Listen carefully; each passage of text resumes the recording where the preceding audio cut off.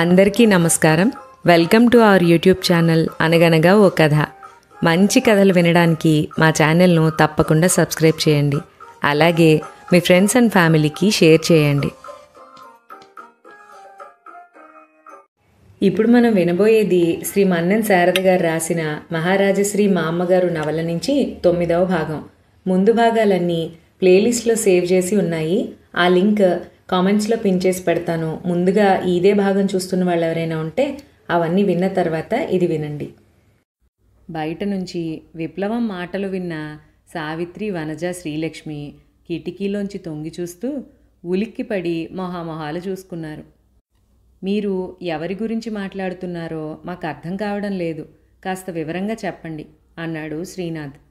ఇంకెవరు, మీ తమ్ముడు శ్రీహరి గురించి. వాడు ఉత్త తాగుబోతూ తిరుగుబోతూ. ఇదిగో ఈ పిల్లని ప్రేమించానని నమ్మించి తల్లిని చేసి ఇప్పుడు మోసం చేసి మరో పెళ్లి చేసుకోవడానికి సిద్ధపడుతున్నాడు. అలాగాని చేశాడో వాడికి గుండు గొరిగేస్తాం, సున్నపు బొట్లు పెట్టిస్తాం, ఒక కాలు విరిచేసి తొక్కుడు బెళ్ళ ఆడిస్తాం అంటూ అరిచింది విప్లవం. అందరూ మేరీని చూశారు. మేరీ మొహం బాధతో మ్లానమైంది. అవునండి, అతను మా ఇంట్లోనే ఉండేవాడు. నన్ను పెళ్లి చేసుకుంటానని మాటిచ్చాడు. ఈ బిడ్డకి అతనే తండ్రి. ఇంత చేసి అతను మరో పెళ్లికి ఎలా సిద్ధపడుతున్నాడో నాకు అర్థం కావడం లేదు. అలా జరిగితే నేను ఊరుకోను, అతన్ని కోర్టుకి లాగుతాను అంది.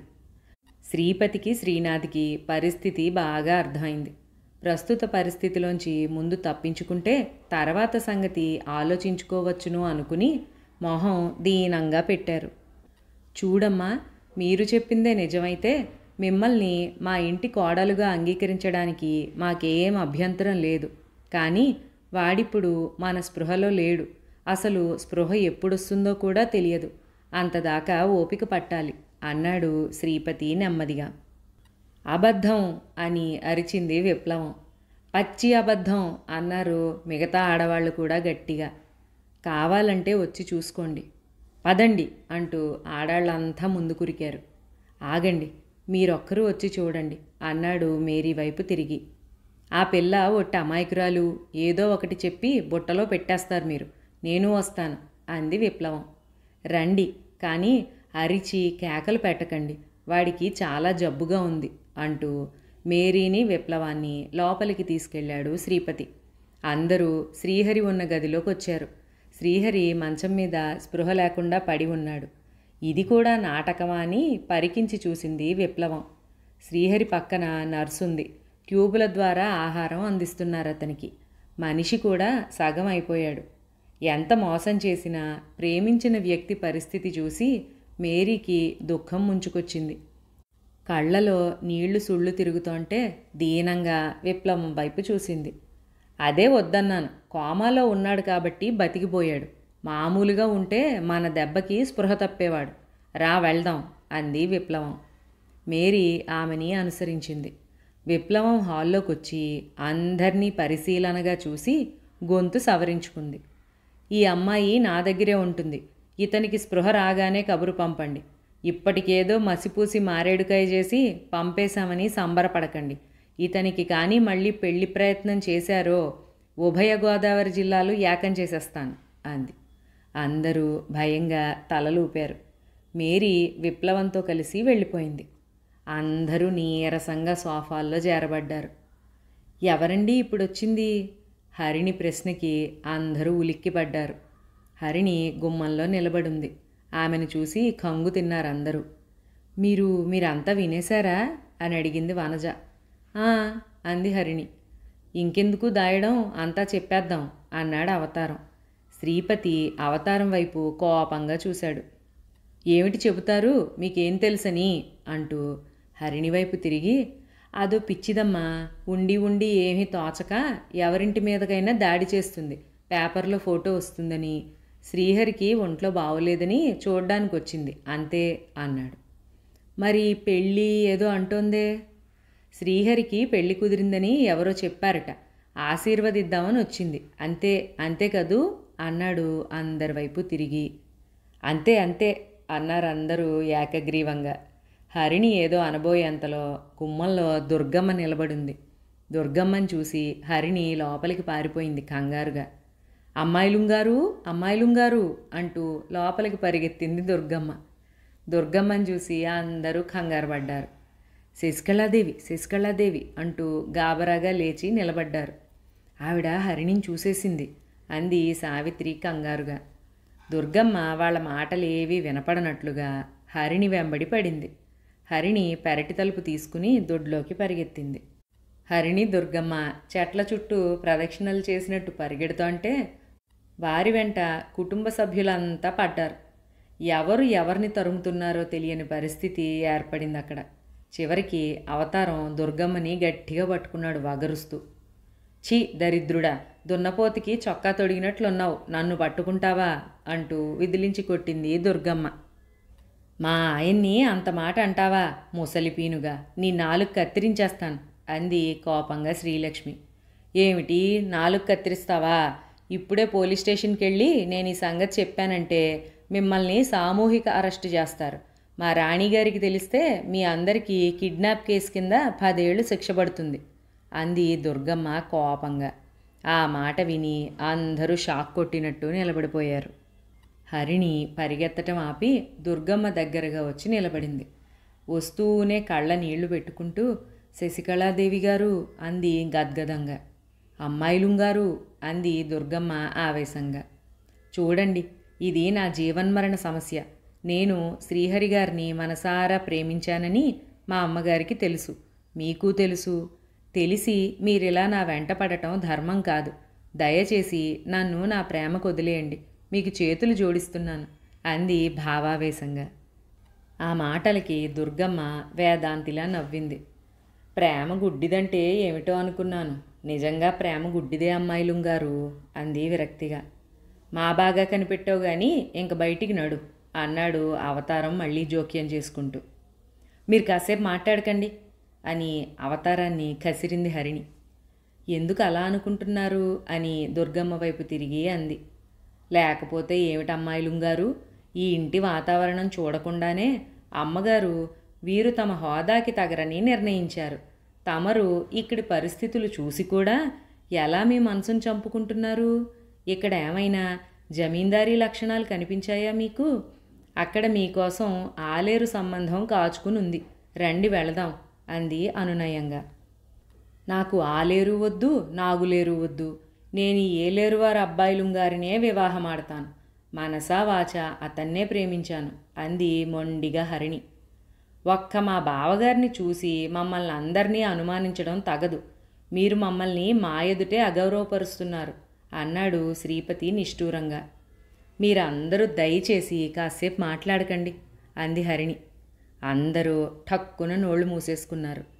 హరిణి నెమ్మదిగా దుర్గమ్మ దగ్గరకు వచ్చి చెయ్యి పట్టుకుని లోపలికి తీసుకెళ్ళింది. 10 నిమిషాలు గడిచాయి. లోపల ఏం జరుగుతోందోనని ఉత్కంఠగా అందరూ బయటే నిలబడిపోయారు. దుర్గమ్మ తలుపులేసి మనవరాల్ని గట్టిగా కౌగిలించుకుంది. నిన్ను చూసి యుగాలైనట్లుంది, నువ్వు లేక అన్నం కూడా తినబుద్ధి కావడం లేదు అంది బాధగా. షూ, ఇక్కడ గోడలకే కాదు బీరువాలకి మంచాలకి కూడా చెవులున్నాయి మామ్మ, గట్టిగా మాట్లాడుకు అంది మెల్లిగా. ఆ దేవరాజుగాడి విషయాలు ఏమైనా తెలిసాయా అడిగింది దుర్గమ్మ. లేదు, మాట్లాడితే వాడు విదేశాల్లో ఉన్నాడు అంటారే కానీ కనీసం ఏ దేశమో కూడా చెప్పి చావరు. ఇదంతా చూస్తే నాకు ఒకటి అనిపిస్తోంది. ఏమిటది? నువ్వోసారి ఏలేరు వెళ్తే బాగుంటుంది మామ్మ. ఆ పేరు విని దుర్గమ్మ ఉలిక్కిపడింది. నేనా? ఆ ఊరా అంది భయంగా. దుర్గమ్మ భయం చూసి హరిణి చిన్నగా నవ్వి, ఏం భయం లేదు మామ్మ, అక్కడ వాళ్ళు లేడు కదా. అసలు వీళ్ళంతా ఎందుకు ఇక్కడికి వచ్చేసినట్లు అన్ని వివరాలు వెళ్తే తెలుస్తాయి. అవును, నువ్వు చెప్పింది బాగానే ఉంది. జాగ్రత్త, ఆ బాతుగాడికి స్పృహొస్తే పెళ్ళని వెంటపడగలడు అంది దుర్గమ్మ హెచ్చరికగా. నాకు అదే భయంగా ఉంది అంది హరిణి. నీకు అలాంటి అనుమానం వస్తే వెంటనే నీలిమకి ఫోన్ చేయి, నీలిమ మేరీని పంపిస్తుంది అంది దుర్గమ్మ బయలుదేరుతూ. జాగ్రత్త మామ అంది హరిణి కన్నీళ్లతో. నాకేం పర్వాలేదు, నువ్వు జాగ్రత్త, వస్తాను అంటూ దుర్గమ్మ బయటకొచ్చింది. అందరూ దుర్గమ్మనే ఆసక్తిగా గమనిస్తున్నారు. దుర్గమ్మ వారందరినీ చూసి నవ్వి, వస్తాను అంటూ వెళ్ళిపోయింది. ఆవిడ అలా గేటు దాటగానే అందరూ తేలిగ్గా ఊపిరి పీల్చుకున్నారు. ఆ శబ్దానికి హరిణి ఉలిక్కిపడి వాళ్ల వైపు చూసింది. ఏం చిట్కా వేశావు? ముసిల్ది తోక ముడిచి పరిగెత్తింది అని అడిగింది శ్రీలక్ష్మి చొరవగా. డబ్బుకి లోకం దాసోహం అన్నారు కదా, లంచం ఆశ చూపించాను, ఠక్కున వాళ్ళలో పడింది అంది హరిణి.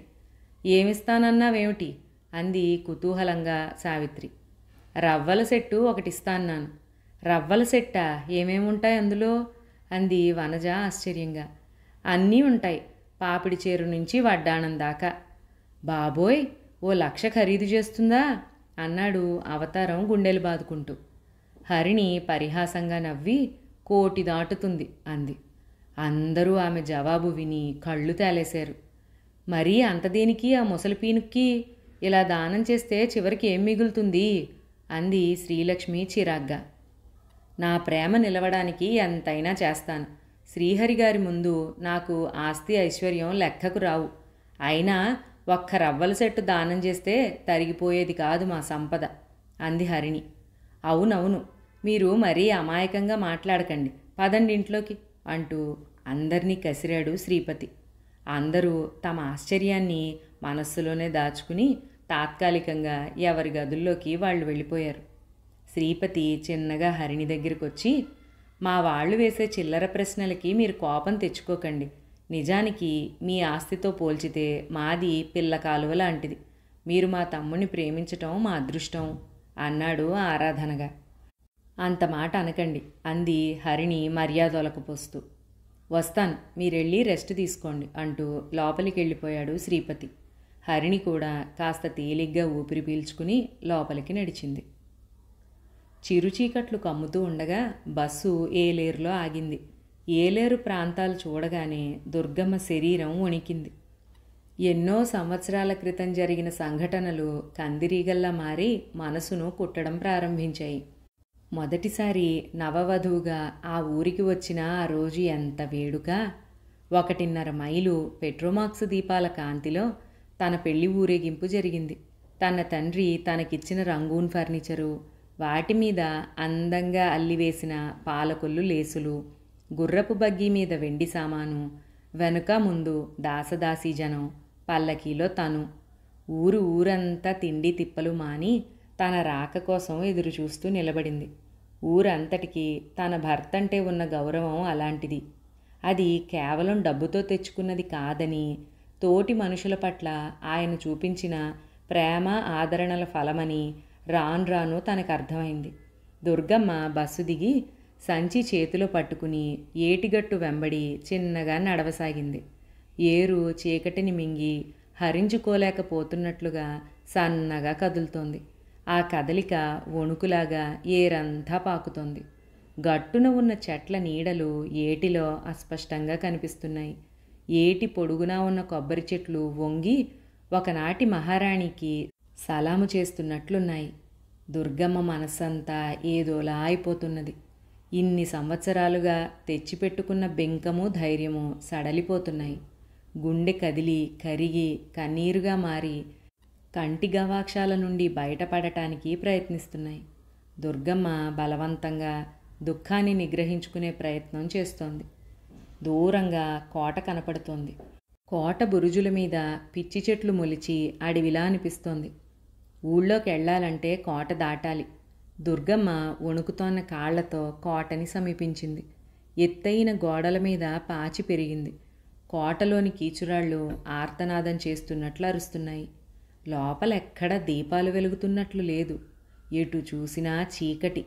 దుర్గమ్మ కోట గుమ్మం దగ్గర నిలబడింది. గుమ్మానికి పెద్ద తాళం కప్ప తుప్పు పట్టి కనిపించింది. ఏట అక్కడ నిలబడ్డారు, ఎవరు కావాలా అని అడిగాడు ఒక అతను దుర్గమ్మ వెనకాల నిలబడి. దుర్గమ్మ ఉలిక్కిపడి వెనక్కి తిరిగి చూసింది. మిమ్మల్నే, ఊరికి కొత్త? అవునన్నట్టు తల ఊపింది. ఎవరింటికి వెళ్ళాలి? ఈ కోటలో ఎవరూ లేరా అని అడిగింది అతని ప్రశ్నకి తాను జవాబు చెప్పకుండా. ఉన్నారు, లోపలికి వెళ్ళి మాట్లాడతారేటి అన్నాడతను చుట్ట కాలుస్తూ తాపీగా. ఎవరున్నారు? మరి తాళమేమిటి అంది దుర్గమ్మ ఆదుర్దాగా. దెయ్యాలు, 1 కాదు 3, ధైర్యం ఉంటే వెళ్ళండి అన్నాడతను ఎకసెక్కంగా. దుర్గమ్మకు అతన్ని చూసి ఒళ్ళు మండింది. తన వయసుని కూడా గౌరవించకుండా మాట్లాడుతున్నాడు. అయినా తనక్కడికొచ్చింది విషయాలు సేకరించడానికి కాబట్టి ఓపిక పట్టాలన్న ఉద్దేశంతో దెయ్యాలా అంది ఆశ్చర్యంగా. అవునమ్మా, 20 ఏళ్ల క్రితం ఇక్కడ 3 మడుసులు అర్ధాంతరంగా చచ్చిపోయారు. వాళ్ళు దెయ్యాలైపోయి కోటలోకి అడిగిడితే పీకి పాకం పెడుతున్నారండి. ఆ దెబ్బకే జమీందారు గారు చుట్టం కోట్లు వదిలేసి పారిపోయారండి అన్నాడతను. దుర్గమ్మకి కొద్ది కొద్దిగా పరిస్థితి అర్థమైంది. మరైతే కోటలోకి ఎవరూ వెళ్ళరా? బలేటూరండి, ఎవరికైనా బతికి బట్ట కట్టుకోవాలని ఉంటుంది కానీ అర్ధాంతరంగా కుక్కసావు సావాలని ఉంటుందండి. పదండి పదండి, ఇంకాసేపు ఉంటే అయ్యి మనల్ని అట్టుకోగలవు అంటూ గబగబా అడుగులు ముందుకేశాడు. దుర్గమ్మ అతనితో పాటు నడుస్తూ, చూడు బాబు, శర్మగారి ఇల్లు తెలుసా అని అడిగింది. ఏ చరంగోరండి? అదే ఒకప్పుడు రామాలయం పూజారి, ఆయన కూడా పోయారని విన్నాను. నాకు ఆ వివరాలు సరిగ్గా తెలవు కానండి, పెచ్చుతం ఆ గుడి పూజారి గారి ఇంటికి తీసుకెళ్తాను రాండి అన్నాడు. అప్పటికే బాగా చీకటి పడింది. పసుపు పచ్చదనం వలకబోసిన ఆ ఊరు అప్పటికే చీకటి దుప్పటిలో దూరిపోయింది. ఊరికి కరెంటున్నా ఆ వీధి దీపాలకి మాత్రం ఊపిరి లేదు. తామొదిలేసిన 20 సంవత్సరాలకి ఊరెంతో బాగుపడాల్సింది పోయి చితికిపోయిన జీర్ణ వస్త్రంలా ఉంది. ఇదేనండి ఆ ఇల్లు. ఎవండో పూజారి గారు, మీకోసం ఎవరో ముసలమ్మగారు వచ్చిందండి అని అరిచాడు ఒక పెంకుటింటి ముందు ఆగి. ఎవరు? బావి దగ్గర స్నానం చేస్తున్న వ్యక్తి తిరిగి ప్రశ్నించాడు. బాగుందండి, నాకేటి తెలుత్తి, ఇల్లు చూపించమంటే చూపించాను, వస్తాను అంటూ అతను ముందుకెళ్ళిపోయాడు. చూడు సుబ్బలక్ష్మి, ఎవరో ఏమిటో కనుక్కో అన్నాడతను గుమ్మంలో నిలబడ్డ స్త్రీమూర్తిని ఉద్దేశించి. ఆవిడ హరికేన్ లాంతర్ తీసుకుని దుర్గమ్మ దగ్గరగా వచ్చి, ఎవరండి మీరు, ఎవరు కావాలి అని అడిగింది. ఎవరంటే శర్మగారిని చాలా కాలం కిందట రామాలయం పూజారిగా ఉండేవారు, ఆయన కోసం అంది. రామశర్మగారా అని అడిగింది ఆవిడ. అవునన్నట్టు తలూపింది దుర్గమ్మ. మీ నాన్నగారి కోసం అంది ఆమె బావి దగ్గరున్న వ్యక్తి వైపు తిరిగి. కూర్చోబెట్టు.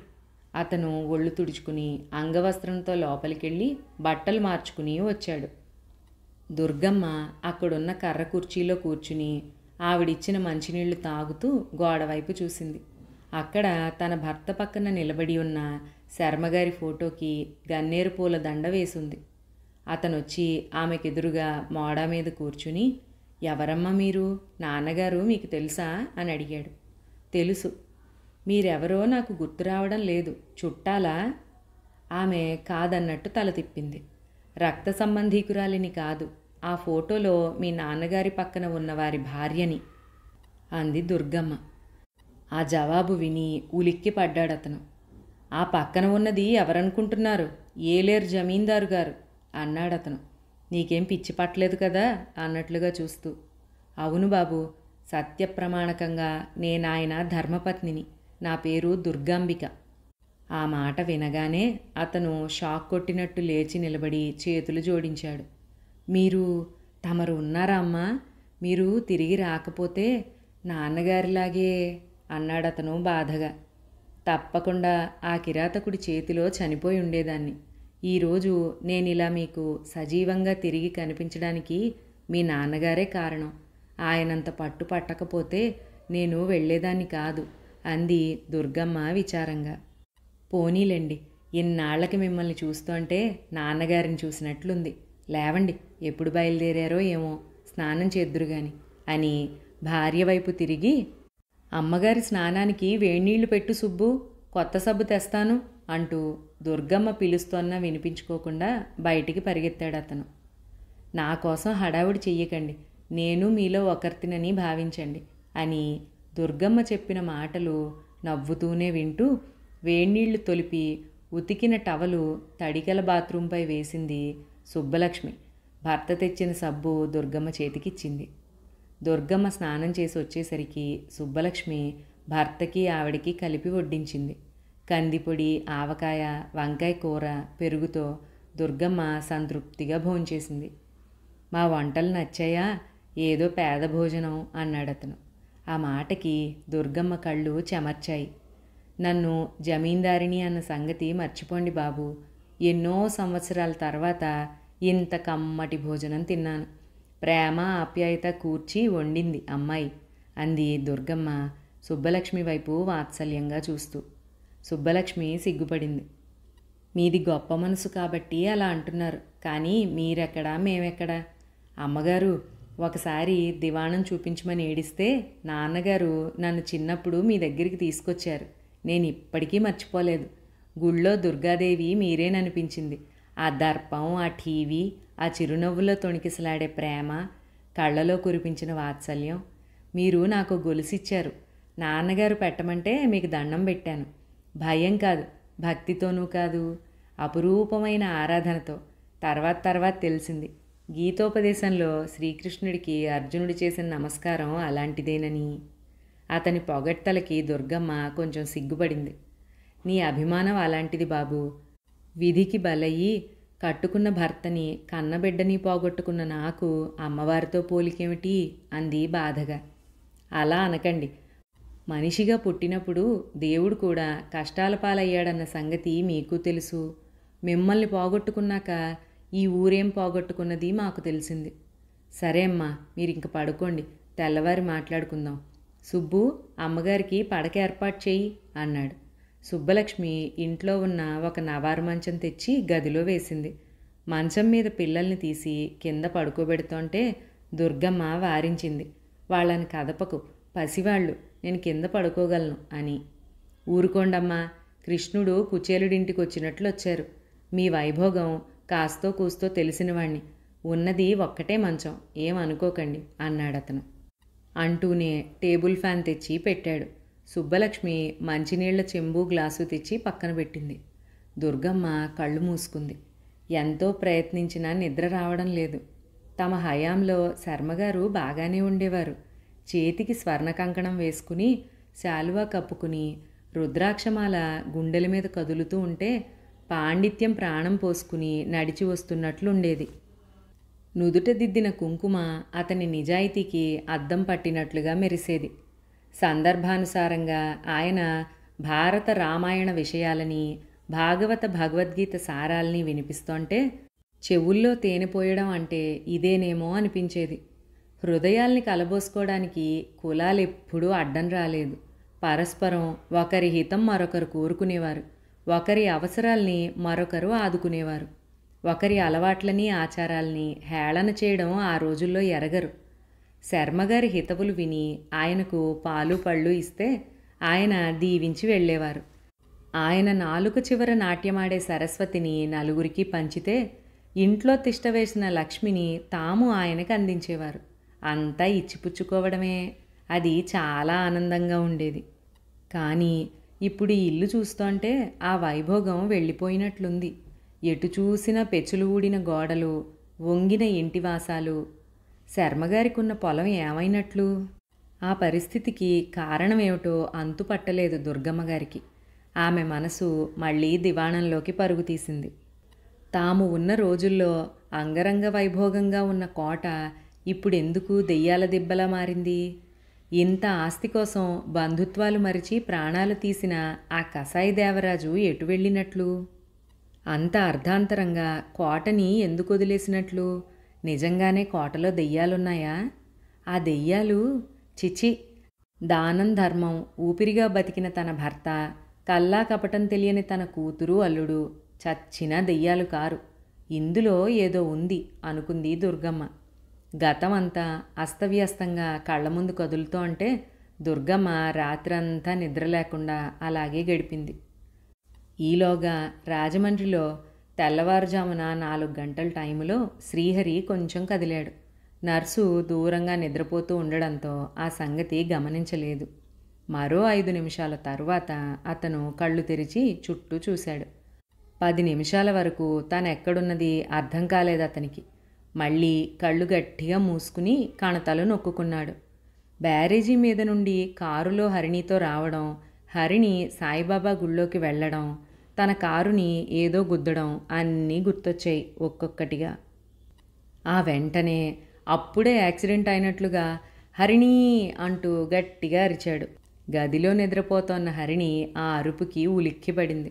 గబుక్కున మంచం మీద లేచి కూర్చుని ఆంజనేయ దండకం చదువుకుంది. హరిణి, నీకేం కాలేదు కదా అంటూ మళ్ళీ అరిచాడు శ్రీహరి.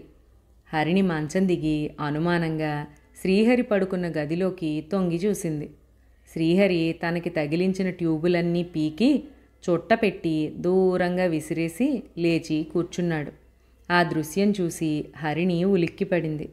శవానికి ప్రాణం వస్తే కంగారు పడ్డట్టు భయపడింది. నర్స్ అంది గాభరాగా. హరిణి అన్నాడు శ్రీహరి అంతకంటే గట్టిగా. ఈ అరుపులకి నర్సు లేచి శ్రీహరిని చూసి కెవ్వుమని అరిచింది. ఎందుకు అలా అరుస్తున్నావు? ఎవరు నువ్వు అని కసిరాడు శ్రీహరి. నేను నర్సుని అంది వణికిపోతూ. అయితే మీరు చచ్చి బతికారు అందుకని అంది నర్సు భయంగా. వాట్? నేను చచ్చి బతికానా? నీకు పిచ్చిగా ఉందా అన్నాడు శ్రీహరి కోపంగా. వాళ్ళ కేకలకి హాల్లో తాగి పడుకున్న అవతారం లేచాడు. ఎవరది అంటూ లేచాడు తూలిపోతూ. నర్సు గబగబా అతని దగ్గరికి పరిగెత్తుకుంటూ వచ్చి, శ్రీహరిబాబు గారికి స్పృహ వచ్చేసిందండి, మాట్లాడుతున్నారు అని చెప్పింది. ఏంటి, శ్రీహరి బతికాడా? మాట్లాడుతున్నాడా? శ్రీహరి కోపంగా బల్లమించి దూకి అవతారం పీక పట్టుకున్నాడు. బాబోయ్, రక్షించండి, వీడు బతికి నన్ను చంపేస్తున్నాడు అంటూ కీచుగా అరిచాడు అవతారం. అతని అరుపుకి అందరూ గదుల్లోంచి పరిగెత్తుకొచ్చారు. శ్రీహరిని అలా చూసి చెప్పలేని ఆనందం కలిగింది అందరికీ. మై గాడ్, నీకు స్పృహ వచ్చేసిందా? చాలా సంతోషం అన్నాడు శ్రీపతి ఆనందంగా. అబ్బా, నీకు స్పృహ వస్తుందో రాదోనని హడలిపోయాం అన్నాడు శ్రీనాథ్ అబ్బురంగా. మళ్ళీ అందరూ అదే మాట, నాకు స్పృహ రావడం ఏమిటి అన్నాడు శ్రీహరి కోపంగా. అవును నాయనా, నీకు యాక్సిడెంట్ అయ్యి స్పృహ పోయింది, ఇన్నాళ్ళు కోమాలో ఉన్నావు అంది వనజ. తర్వాత అందరూ ఆనందపడుదురు గాని ముందు నా పీక వదలమనండి అన్నాడు అవతారం కీచుగా. అవునరా, ఆయన పీక వదులు అంది శ్రీలక్ష్మి వేడుకోలుగా. శ్రీహరి అవతారం పీక వదిలేసి, మీరెప్పుడొచ్చారు అని అడిగాడు మర్యాదగా. నువ్వు చచ్చినప్పుడు, సారీ, నీకు స్పృహ పోయినప్పుడు అన్నాడు అవతారం. సరే, హరిణి పీలేరు రాజకుమారి ఏది, వెళ్ళిపోయిందా అని అడిగాడు గాభరాగా. షూ, మేమెందుకు వెళ్ళిపోనిస్తాం, లోపలుంది, నిద్రపోతోంది, రేపు మాట్లాడచ్చు, పడుకో అన్నాడు శ్రీపతి. లేదు, నేను అర్జెంటుగా ఆవిడ్ని చూడాలి అంటూ మొండికేశాడు శ్రీహరి. ఇప్పుడు బావుండదు శ్రీహరి, ఇప్పటికే మన ఇంటి గొడవకి ఆ అమ్మాయి మనసు మార్చుకుని వెళ్ళిపోతుందనిపిస్తోంది. ఈ అవతారం అర్ధరాత్రి చేసే పూజలకి ఆ అమ్మాయి హడిలిపోయిందేమో తెలీదు అన్నాడు శ్రీనాథ్. అర్ధరాత్రి పూజలా? పూజలైతే పర్వాలేదు, అర్ధరాత్రి మన శ్రీలక్ష్మి కొంపకి తిరిగి తలుపులు కొట్టి నిద్రలేపి ప్రసాదాలు పంచకపోతే కొంప తీసి పందిరేస్తారు అంది వనజ బాధగా. సరి, వాడికి స్పృహ రాగానే ఇలాంటి విషయాలు చెప్పడం దేనికి, పడుకోనివ్వండి వాణ్ణి, పదండి అన్నాడు శ్రీపతి మాట మారుస్తూ. అందరూ ఎవరి గదుల్లోకి వాళ్ళు వెళ్ళిపోయారు. హరిణికి మాత్రం నిజమైన గాభరా మొదలైంది. తెల్లవారిందంటే పెళ్లి చేసుకోమని తన వెంట పడ్డం ఖాయం. ఈ ఆపద నుంచి గట్టెక్కాలంటే ఈ విషయం విప్లవానికి తెలియజేయాలి అనుకుంది వెంటనే. తెల్లవారింది. అక్కడ ఏలేరులో దుర్గమ్మ మొహం కడుక్కుని సుబ్బలక్ష్మి తెచ్చిన కాఫీ తాగింది. సుబ్బలక్ష్మి పిల్లల్ని స్కూలుకి సాగనంపి బియ్యం ఏరుకుంటూ ఆవిడ దగ్గరగా కూర్చుంది. అబ్బాయేడి అని అడిగింది దుర్గమ్మ. గుడికెళ్ళారు, మీరు లేస్తే కాఫీ ఇవ్వమన్నారు. టిఫిను ఆయన వచ్చేటప్పుడు హోటల్ నుండి తెస్తానన్నారు.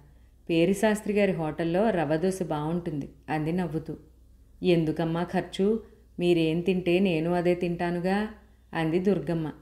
ఎలా తింటారులేండి, అసలే జమీందారులు మీరు.